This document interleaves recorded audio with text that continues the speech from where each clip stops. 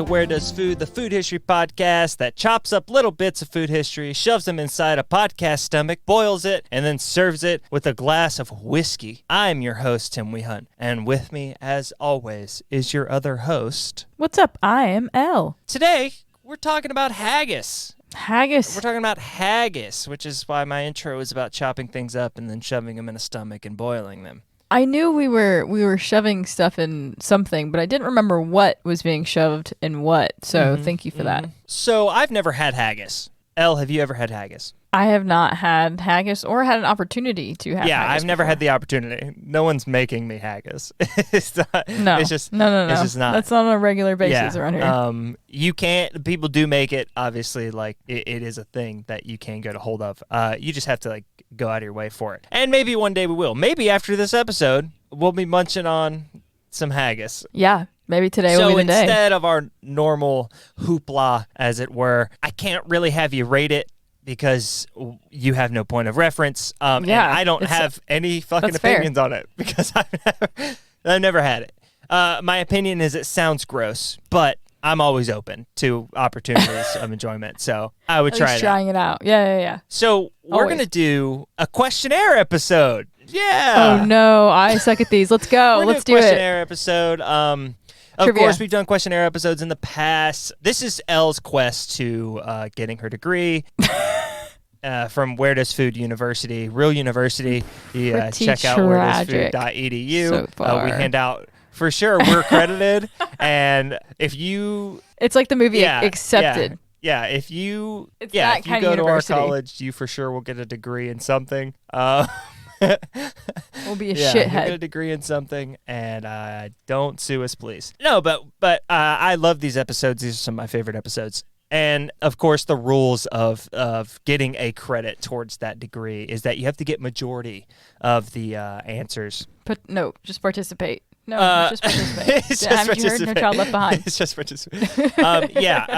Now I am refining this format, and I realized that in my previous ones, I'm not giving you enough context clues. You're pretty much shooting in the dark. It's things like that. And I want to really give you a chance. So first question here is super open-ended, Okay. and there's literally not a wrong answer. So I have 5 total questions. So one of them you get correct. So that means you only need to get 2 more after this to get the credit. The first question is, how much do you know about haggis? Oh, I think I could actually do really well on this. I don't know much about anything about haggis. I think it was once mentioned in, ironically enough, a Disney Channel original movie, Luck of the Irish, but I'm not entirely sure, and I could be misremembering. So I don't know much about haggis. Well, there you go. First question correct. She doesn't really know much about haggis at all. All right. Yes. Before we dive into this, we're going to take an early break, and then we'll come sure. back, and then we'll get started. Sound good? Sounds like a plan.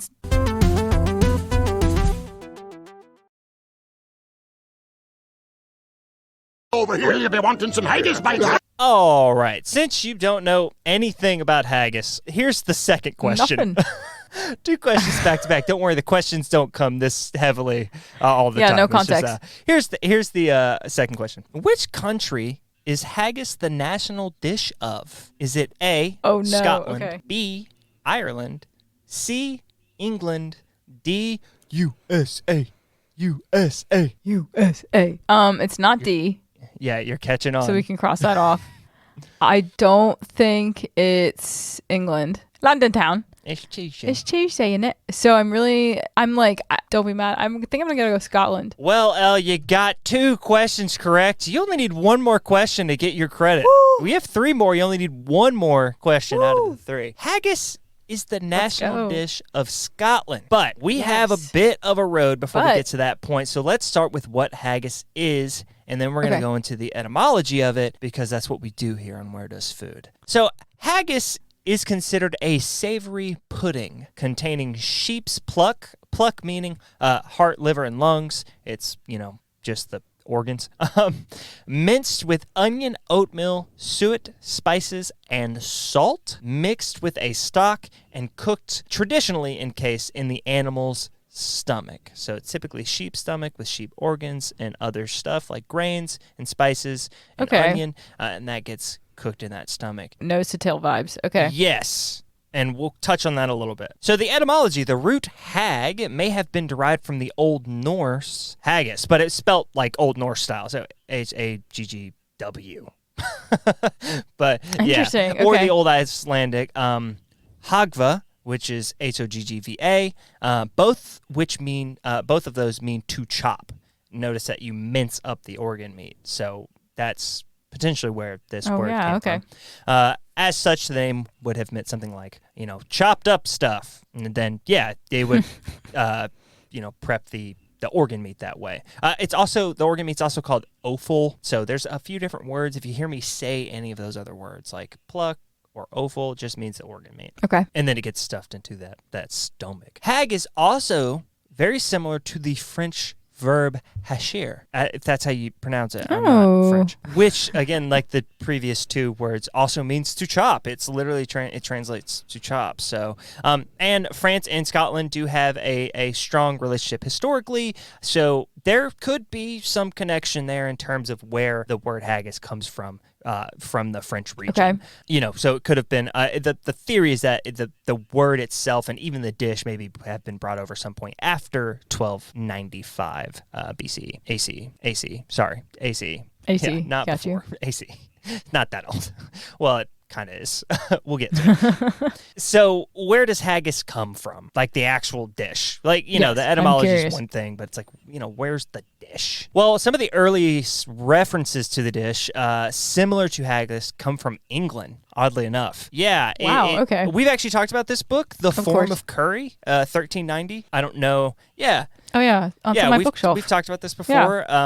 Again, old school cookbook, pretty simple stuff, and it was similar to haggis. I believe the dish was called raysols, Raysols, but it was similar in the sense that you would like really mince up your meat and then you would cook it in the pig's stomach. So I think it was made with pig instead, but that's not totally uncommon now. So it's very similar. So that could be one of the earliest renditions of it. And then first known written recipes for the dish with the actual name haggis comes from Liber Cur Cocorum, dating around 1430 in northwest England. Yeah, so that one is spelled as Haggese, but functionally that's the same name, just different spelling. So that's the earliest form with the actual name. So 1430 is the actual name.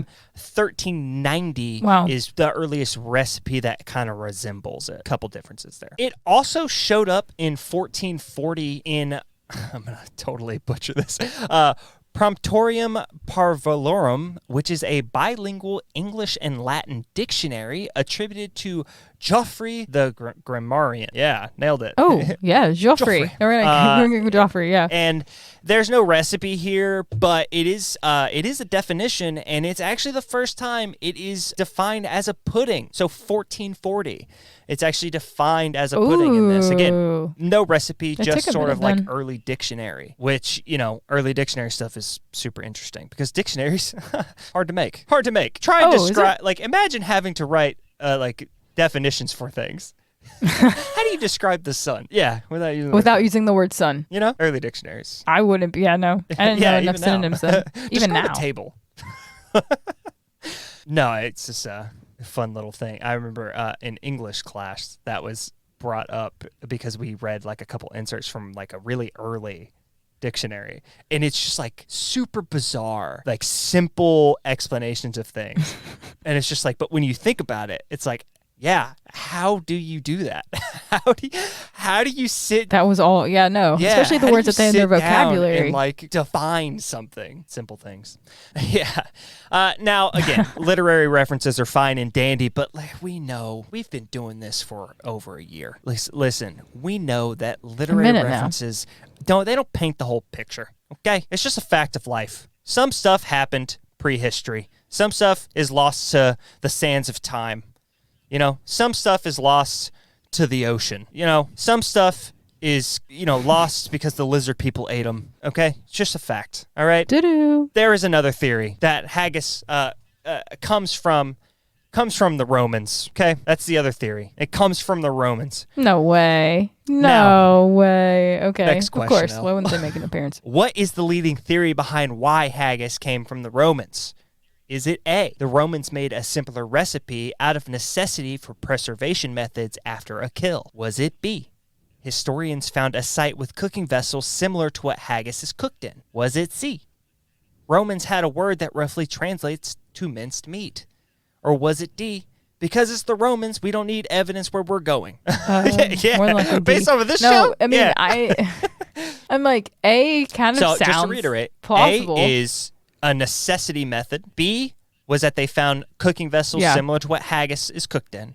And then C is Romans had a word that also roughly translated to mincemeat. I'm torn between A or B. I'm going to go with A. Elle, you did it. You got your credit for today. The answer is A. Oh my And you gosh. even hinted at it at the top of the episode. I didn't even know you that. You hinted at it at the top Wow. of the episode. Yeah, so food writer Alan Davison suggests that ancient Romans made a haggis-type meal because it was necessary after a kill. If you kill something, you want to use everything you can. You have to chop up all the organ meats. You salt the shit out of it. You tuck it in the stomach, and you cook it right away, and it will last longer for you. So that's what was done. Wow. Yeah, and I read a little bit that they would use the they would use the hide as a way to cook with as well. So yeah, super interesting okay. stuff. So yeah, the answer was A. And then here's something interesting because it is a Scottish national dish. Haggis wouldn't appear in Scottish literature until 1513. That's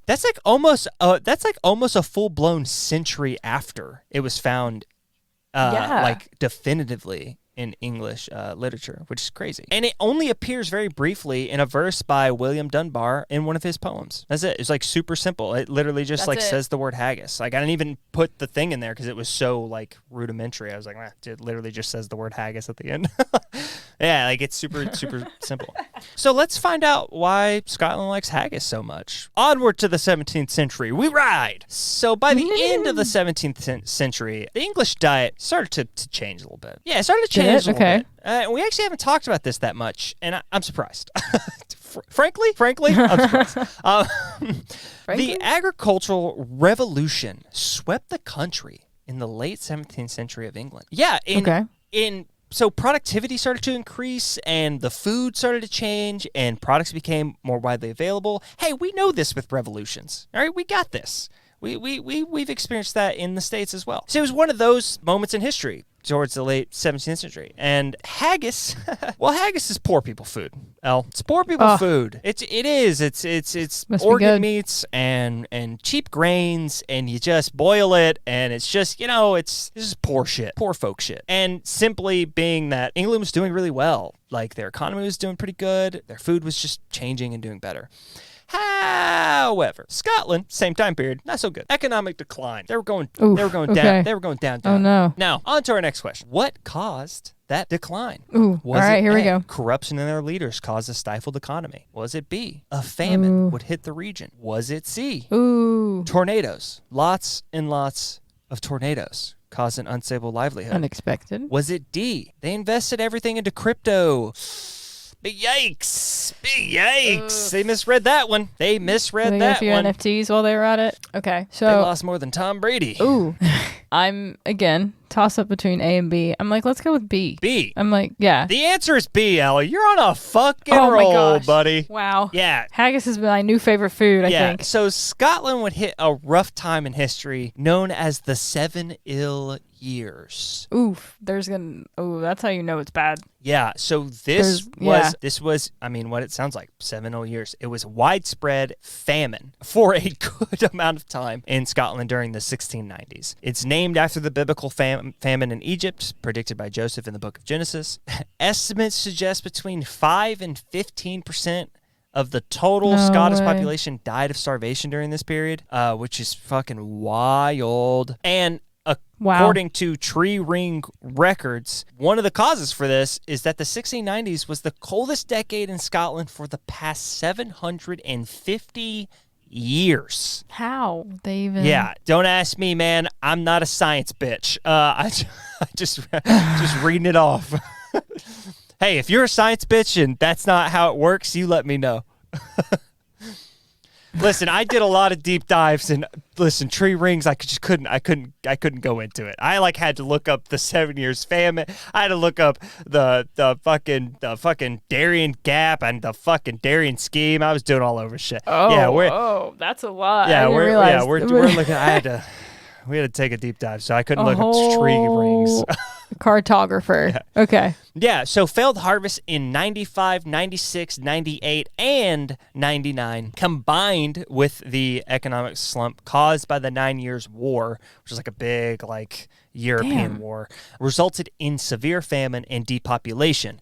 Depopulation is important here because there was a lot of migration out of Scotland, which impacts the economy. It does. And it impacts how you can recover from really hard times. So there were, thousands and thousands of people immigrating year over year to either England, the Americas, Ireland, France, you name it, they were fucking getting out of there. I didn't know that. Yeah. And the results of this it would actually lead to setting up the Bank of Scotland and the Company of Scotland. And they ended up investing a lot of money into the Darien scheme. It might be Darien. I don't know. So the Darien scheme is an unsuccessful attempt, again, backed largely by investors of the Kingdom of Scotland, to gain wealth and influence by establishing New Caledonia as a colony in the Darien Gap. So this was a way to set up better trade to the Middle East. And it was an unsuccessful attempt in the late 1690s. A lot of money towards this, and it didn't go well. More than 80%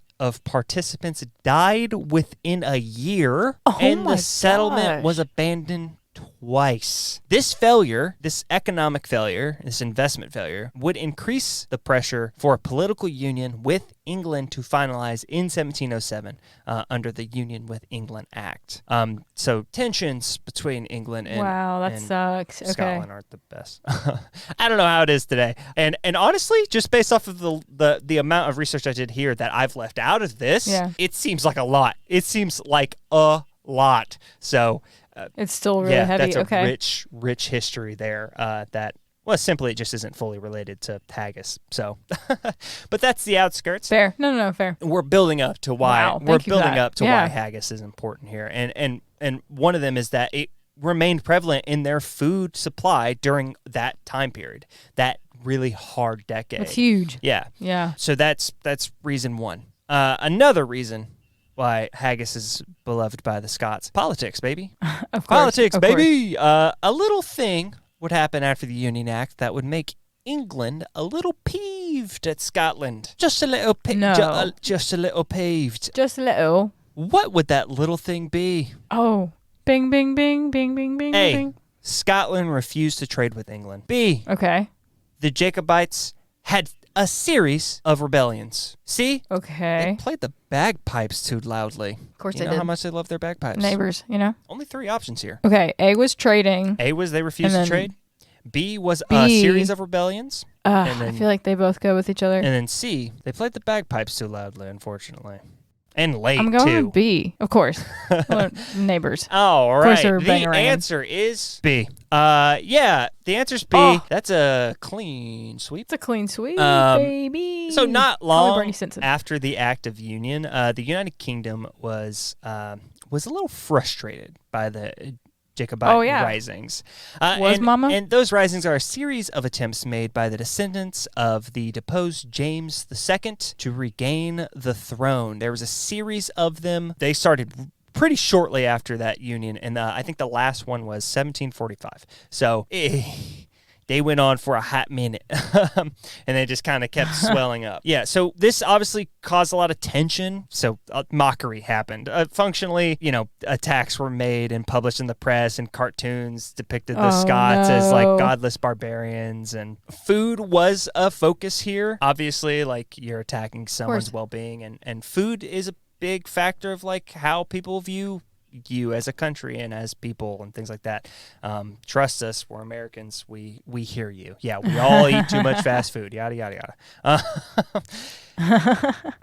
So again, the perceived poverty of Scotland was used to deride the manhood and even the humanity of Scottish people. One of the examples was Samuel Johnson in his dictionary in 1755. Johnson defined oats.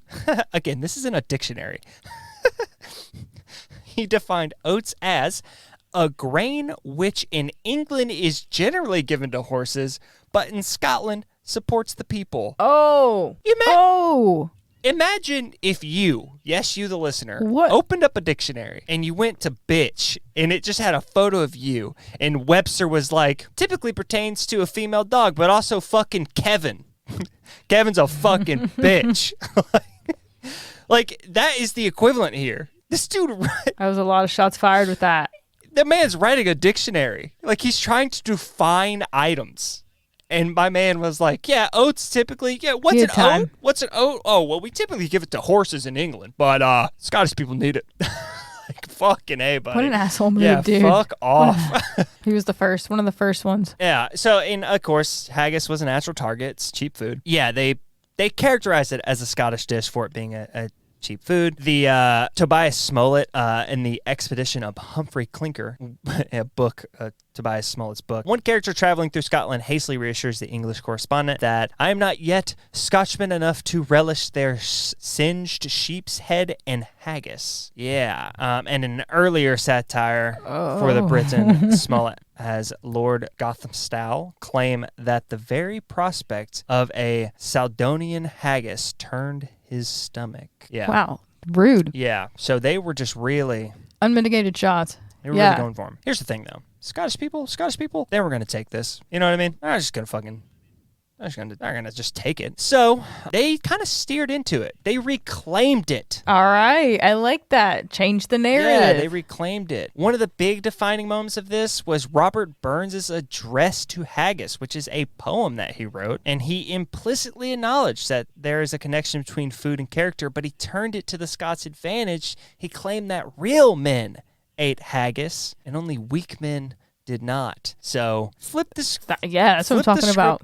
Flip the script on them. And then haggis would actually take on more of a tradition as a food when George IV decided to try and heal wounds between the two, England and Scotland, by making a visit to Scotland in 1822. His stay was in Edinburgh, and Walter Scott is the one who welcomed him in and put on a whole thing for him, and he wanted to do a good job, so he made it the most Scottish thing you could think of, and that's to say he cranked up Scottish things to 11, right? Like, think of Scotland now. What are you thinking of right now, Elle? Yeah. Top things right now. When I say think of the most Scottish things you can think of. I don't know. I feel like this is about to come off super American ignorant. Haggis now. Golf. Okay, golf. Greenery. Okay. That's it. Yeah, that's well, that's most people think of kilts and tartan. Oh yeah, kilts. Yeah, kilts. I forgot about kilts. Bagpipes. Yeah, it's literally those things. He had these things weren't like, yes, haggis was consumed and tartan kilts were worn and things like that, but they weren't like, they weren't fucking everywhere. But he like went all the way with them, and he made some traditions off of it, and like, those things became really, really big, even more so after that. Tartan, again, that's that plaid kind of pattern on the kilts. Yeah, like, you see it a lot at Christmas time. That became like one of the hottest fits afterwards. No get bullshit. Out of here. Hit Fashion Week after that, yeah? And haggis became a really big deal. And Robert Burns would end up getting his own day of celebration on January 25th as the day of his birthday, and it's known as Burns Supper. And of course, the main dish is haggis for that night. Still celebrated, still a thing. January 25th is Burns Supper. We'll celebrate too. And by the late 19th century, haggis just sort of became the national dish. It's just a beloved dish, but it got there through politics and just like reclaiming that haggis is a meal that they enjoy there. And then the other one was the famine, keeping haggis a prevalent dish in the region. And now, because we're rounding out, if you can't tell. Vegetarian haggis was first commercially available in 1984. It usually involves the use of nuts, roots, veggies, grains, beans, and legumes. Oh, okay. Yeah, and a lot of commercial haggis that's like available all the time, they actually have, they don't always use the stomach. It's actually not, traditionally it's the stomach, but a lot of the commercial stuff just uses like a casing. It makes it a little bit more, it makes it a little bit palatable. Just safer. You're dealing with less meat when you do that. So some extra fun facts about haggis. It is illegal to import it into the States because it contains lung. Yeah, it traditionally contains... I was wondering about that. It traditionally contains the lung of the animal that's used. And lung is not allowed to be imported because during slaughter, body fluids like stomach acid and phlegm can get into the lungs. Yeah, I mean, and then if you go further down that rabbit hole, at one point, I believe it was 1989, because of mad cow disease, which was a really big issue over in Europe. Oh, right. We actually in stopped UK, all importing of meats from Europe in general. But even after that lifted over time, we still do not accept the lung.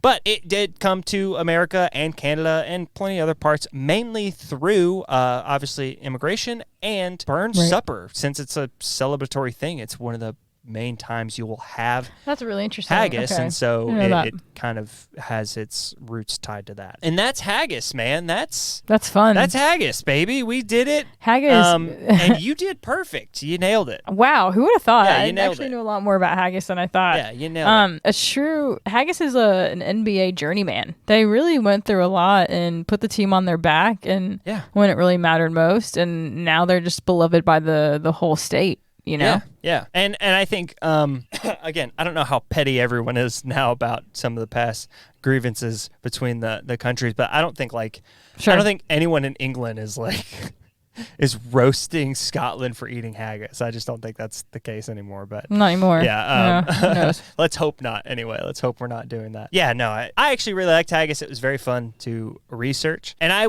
it's interesting. I knew nothing about haggis when I started this. Yeah. Nothing. I didn't know the country of origin. I had no clue that it was like Scotland's national dish. And I actually thought it had some bigger prevalence in the States. And it probably did during some harder times. I'm sure that we made similar dishes with organ meats and stuff like that. But yeah, most of its important history is all overseas, which is cool. That is cool. Yeah, we normally have a food makes its way over to America and then begins its own imprint. Yeah. But it sort of takes its own. It sort of takes its own journey, and usually we have even with foods that aren't necessarily American, we have an American section. You know what I mean? Yeah. The moment absolutely. it gets to North America, typically it takes off in some sort of way. Either way, that's the end of the podcast. Elle, do you have a rec? You have a rec. I sure do, Tim. It's super simple, straight to the point. Drink water. Good rec. You're sweating. Beehole. Yeah. Good wrec your beehole. Drink some water. You're sweating more than you think you're sweating, so you're losing a lot of salt. You're losing a lot of a lot of your water that composes your entire body. So drink water. Yeah, it's hot outside. Yeah, drink some water. My rec for this week. My rec is gonna be to just walk a little bit, man. Wow, ours go ahead and just walk a little bit. Drink some water and take a walk. Go touch grass. Yeah, just walk a little bit. Just enjoy life a little bit. Just think. Yeah. Don't even put something on, man. Just go. Let your thoughts bounce. Just go walk and just think. Just let it happen. It's good for creativity. Every different innovation for this show, every change for this show has come off the backs of me taking a walk without headphones in. Fun fact. Every single one. That is a good fun fact. Every single one. The questionnaire episodes, the stupid character episode, all that stuff. That all literally every time I'm trying to come up with music or anything like that, it always comes off the backs of me just all right, no earbuds today. Let's just go on a hike. Let's go on a walk. Just be outside. And when you let your brain just kind of go, you're most creative. You are giving it a break and you're letting it just process. And it's so so good for you. So yeah, if you're feeling stuck at work, or if you're feeling stuck on a specific even relationship stuff or anything, literally take a walk and just like let it marinate, and you'll be blown away that you can really process a lot that way, and maybe even come up with some solutions. So that's my rec. Take a walk. That's a good one. Take a walk. Take a naked walk. Not literally naked, just lack of technology. Do not get arrested. You for sure will get arrested. Do not. All right, so that's the actual end of the episode, or end of the podcast episode. Whatever. Who gives a fuck? That's the actual one. And woo. Guys, we have a website. Yes. Yeah, we have a website. It's show.acast.com/where-does-food. You see that in the description. You can go to the website. You can listen to the podcast on there, or you can press the little plus.acast.com button there, little fucking support us button there, and for $5 a month you get the episodes a full day early. And if any ads come up, guess what? You get ad free. Not a problem. Not a big deal. Not a big deal. Not a big deal. So yeah, that's cool, man. $5 a month. That's easy. It's easy support. Not a big deal. Guys, you gotta do it. Austin dropped his album. Check out Meridian Sky on Apple Music and Spotify. Seriously, go check it out. It's great. It's that guy should be, if he isn't proud of it, he should be insanely proud of it. It's an hour and 20 minutes worth of music, and it's just like, that's wild. Yeah. If you've ever made music, to be able to like just put that together, I mean, it's just impeccable. So go check that out. Seriously, it's great. It's a great album. I genuinely enjoy it. So go listen to it. Also, you can check us out on the socials. Guys, Where Does Food has an Instagram now. So, yeah, just search Where Does Food on Instagram. You'll find us. We're there. Check us out on Twitter at Where Does Food. It's lucky it's getting a plug at this point. You can check me out on Instagram and on Threads at Tim_and_Winston. Again, Tim_and_Winston. You can check me out on Threads and Instagram. You can check Elle out at... I'm still there. I'm still the thing at Twitter, on Twitter, El Chapo, with 3 underscores in between the L and the Chapo. Hey, so you can check her out there. For how long? Check her out there. Yeah, check me out. Check her out. Yeah, so that's another way to support us, actually, is literally just giving us a follow. You can review the show. We appreciate that stuff. Reviewing shows actually really does help get the word out. It's engagement. Engagement is huge. So huge. That engagement really does help the show. So if you like the show, engage with it. Why wouldn't you? What do we got? Passive listening? What's going on here? Engage with the show. Engage with the people you like. How you doing? Also, guys, word of mouth is a big deal, too. So if you desire, you can just tie a friend, family member, or partner down to the bed and just play the music loudly. Not music, but, well, yeah, play Austin Martin's music loudly. And then after that, play the podcast loudly. That'll get you in the mood for the podcast. Yeah, just play the podcast and make them listen to it, and they'll get on board with it. Also, random plug at the end here. Guys, go to Rep Sports. Yeah. Man. Go check out repsports.com. That link is literally always there if you use WDF15. We have an affiliate link, so if you use WDF15, you get 50% off of energy drinks, supplements, things like that. So check that out.